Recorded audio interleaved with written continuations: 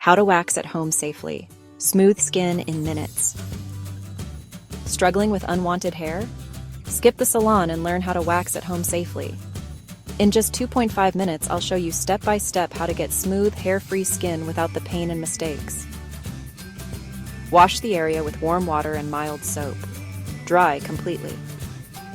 Hair should be about 1 to 4 inch long, small enough for the wax to grab, big enough to remove. Tip: dust lightly with baby powder to absorb moisture and reduce skin irritation. Warm your wax until it's smooth and spreadable, not too hot. Always test on your wrist first. Hard wax is best for sensitive areas like bikini or underarms, while soft wax works for arms and legs. Use a spatula to spread wax in the direction of hair growth. For soft wax, place a strip on top and press firmly. Hard wax can be pulled off directly after it hardens. Tip: work in small sections. It's faster and less painful. Hold your skin tight. Pull the strip quickly against hair growth, staying close to the skin. Don't pull upward.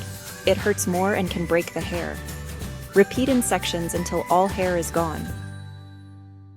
Clean off leftover wax with baby oil or post-wax wipes.